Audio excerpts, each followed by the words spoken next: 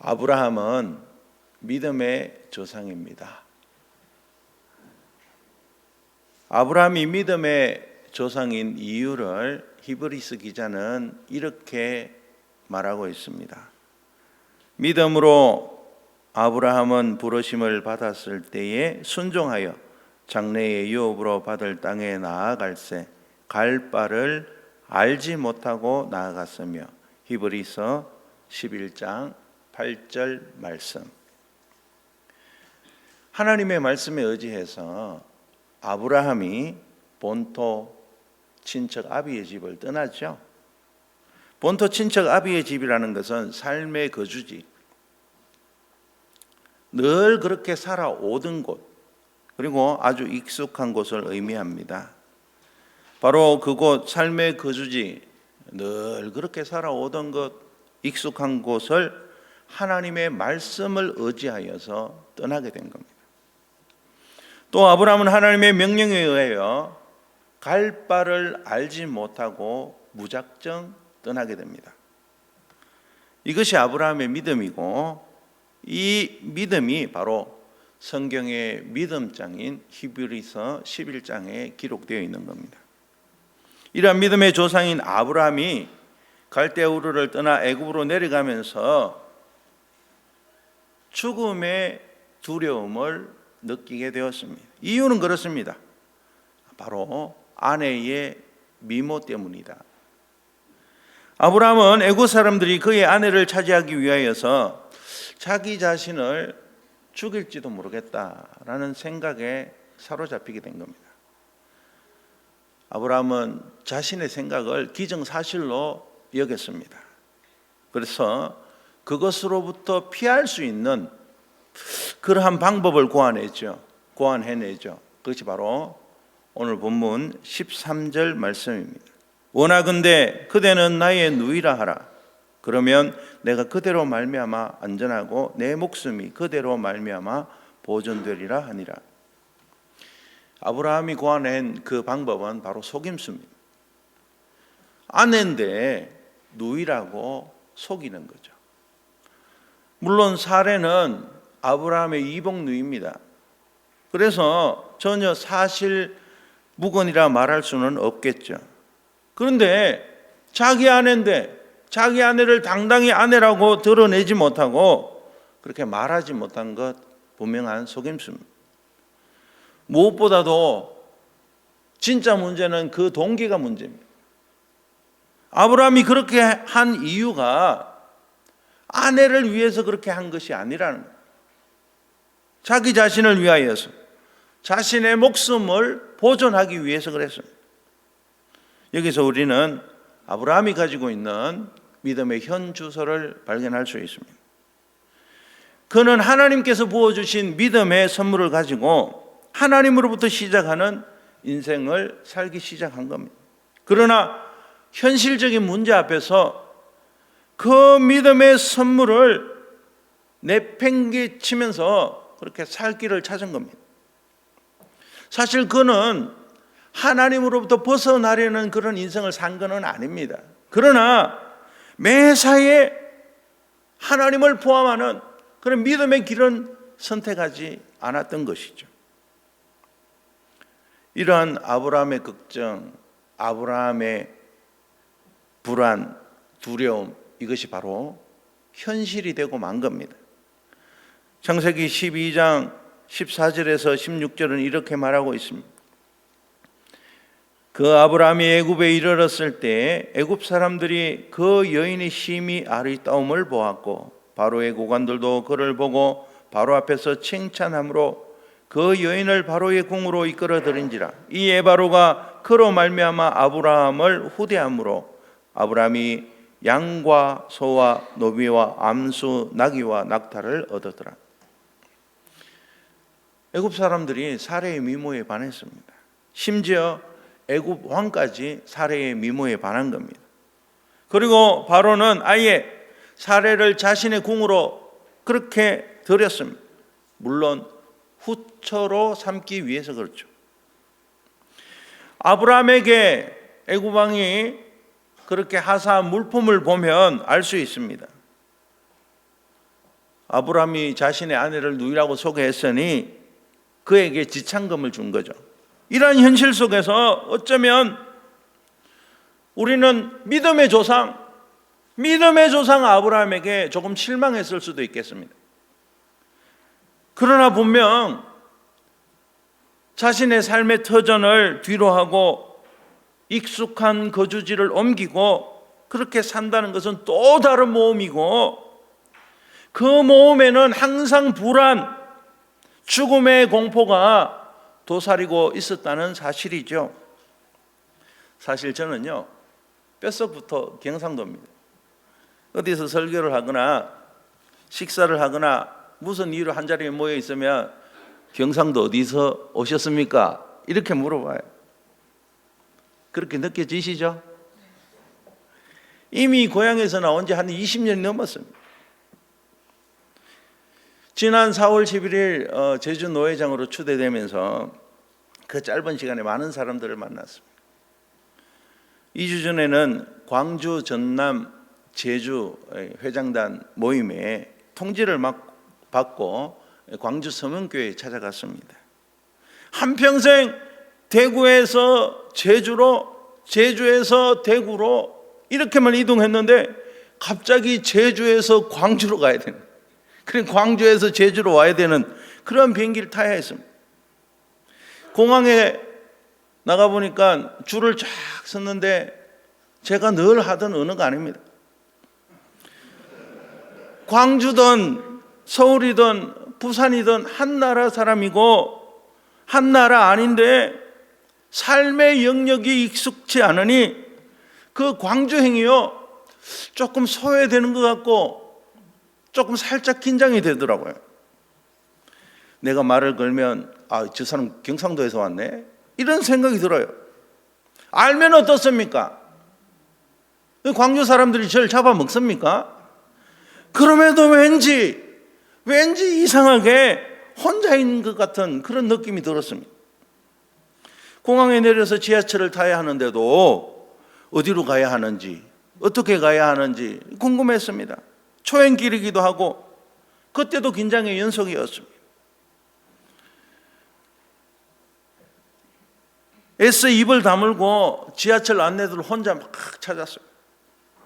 그렇게 찾아 서문교회로 가게 된 거죠. 가만히 생각해 보니까요, 제가 어렸을 때는 한 동네, 한 마을에 윗동네와 아랫동네가 있었는데 우리 선배들이 윗동네에 살다가 아랫동네로 안 내려가더라고요. 왜 그랬을까? 가만 생각해 보니까 윗동네 애들이 아랫동네로 내려가면 아랫동네 애들이 윗동네 애들 왔다고 두들겨 패는 거예요. 그래 아랫동네 애들은 또 버스를 타려면은 윗동네로 와야 되는데 윗동네로 지나가는 거 잘못하다 걸리면은 붙들어 놓고 선배들이 막 패는 거예요. 옛날엔 그랬습니다. 한 동네 한 마을에 살았지만 윗동네 아랫동네도 지역으로 나눠놓고 서로 오면은 두들겨 패고 두들겨 맞는 그러한 시대가 있었습니다. 그런데 제가 경상도 뼛속부터 경상도인데 광주를 가야 했는 거예요. 막상 광주 서문교회에 도착해 보니 기다리고 있던 목사님이 얼마나 반갑게 맞아주시는지, 아주 다정하고 아주 친절하게 그렇게 맞아주십니다.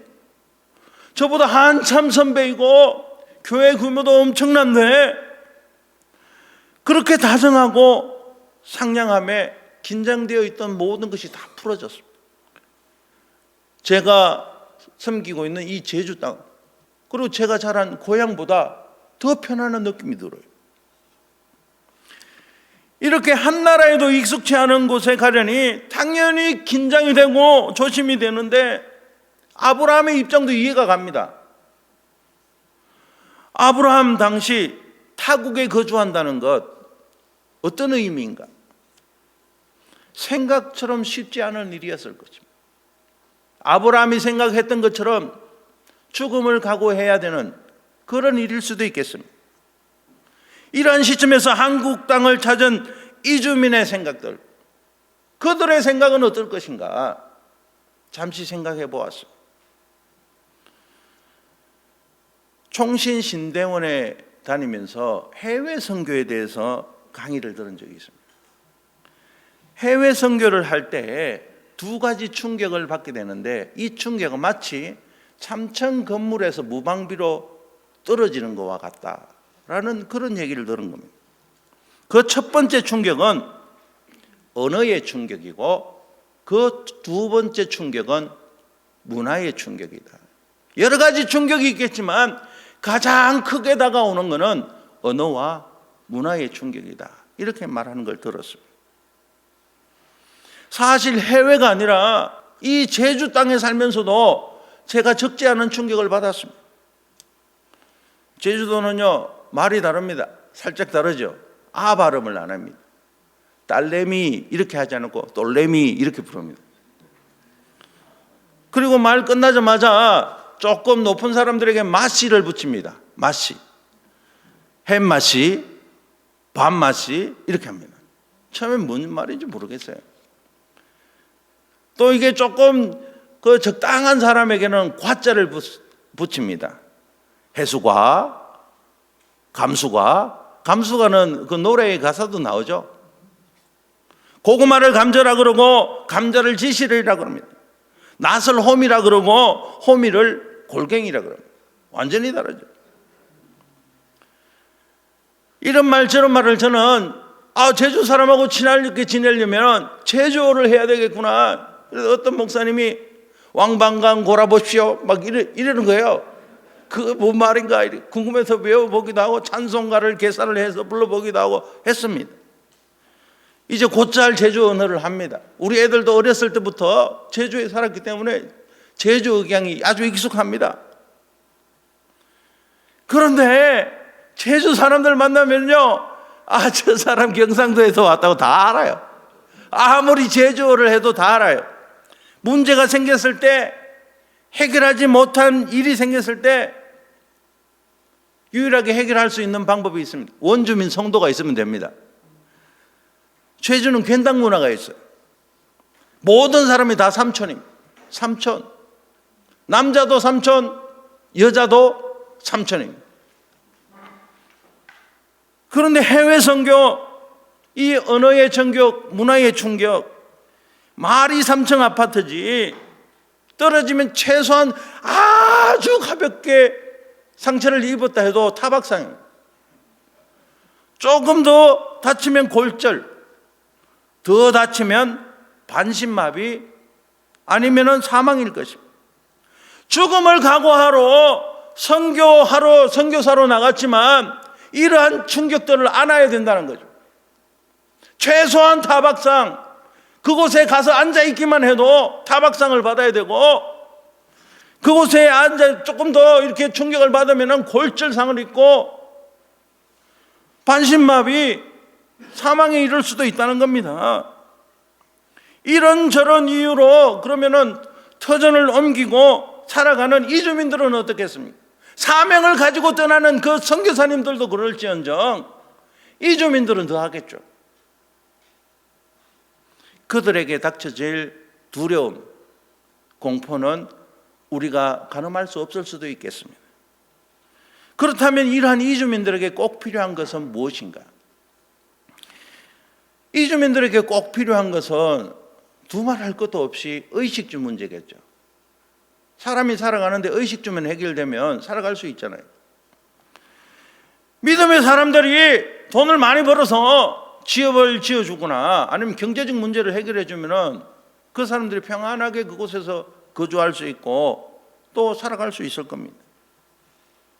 집을 제공하는데, 의식주를 제공하는데 무슨 더 말이 필요 있겠습니까? 그런데 우리가 선교를 해야 되는데 집을 지어주거나 의식적 문제를 해결해 줘야 되는 것은 지극히 제한적입니다. 그렇게 할 수도 없습니다. 불가능에 가깝습니다. 그렇다면 우리가 그들에게 과연 해줄 수 있는 게 뭔가? 나는 지금까지 이주민들을 바라보면서 단지 해외 노동자로 그렇게 생각했습니다. 그냥 말을 걸기에는 너무나도 가까이 하기에는 너무나도 먼 당신, 이 정도로만 생각했습니다. 그런데 이주민 선교 프롬에 참가하면서 많은 것을 깨달았습니다. 이 짧은 시간이지만 제 생각을 바꾸어 놓는 일들이 있었습니다. 바로 그들도 하나님의 사랑받고 하나님께서 기뻐하시는 존귀한 자들이 될 수 있을 것이다. 그들이 복음의 씨앗이 될 것이고 그들이 열매를 맺게 될 것이라는 사실입니다. 먼저 그들을 바라보는 시각이 바뀌어, 제 속에 있는 그들을 바라보는 시각이 바뀌게 된 겁니다. 이 짧은 시간이지만 바로 그들도 하나님이 기뻐하시는 한 영혼이구나. 그들이 복음을 듣고 주의 자녀가 되면, 하나님의 자녀가 되면, 그래서 자기들이 태어난 곳으로 돌아가게 되면 자기 가족들에게, 자기 이웃들에게 대한민국에서 만난 하나님을 전하지 않을까? 또한 그들에게 우리가 할 수 있는 것은 그들을 주의 사랑으로 대하고 우리의 얼굴 표정으로 그들에게 주의 기쁨을 전하는 겁니다. 평안을 전하는 겁니다. 황수관 박사가 늘 웃으라고 하잖아요. 늘 웃으라고. 웃으면 엔돌핀이 돕니다. 그들이요, 우리의 미소를 못내 외면해도 내 속에 솟아난 그 엔돌핀은 나에게 건강에 유익을 주니 이거 얼마나 좋은 일입니까?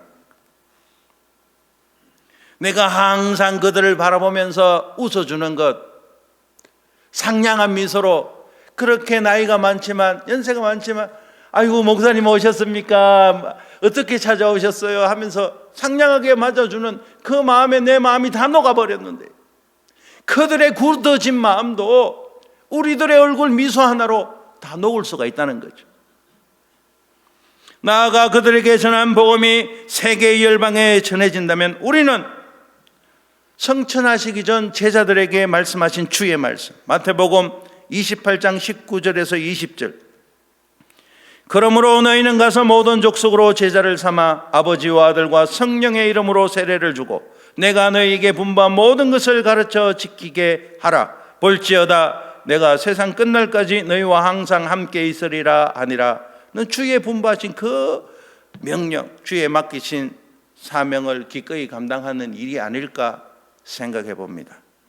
오늘 말씀에 도전 받으시고, 우리가 할 수 없는 일은 할 수 없지만 우리가 할 수 있는 일, 이주민 선교를 위하여서, 그들의 영혼을 위하여서 할 수 있는 일, 그 일부터 차근차근 실천해 나감으로써 우리를 통해 세계 열방이 주의 복음을 듣게 되는 놀라운 역사가 일어나기를 예수님의 이름으로 축원합니다.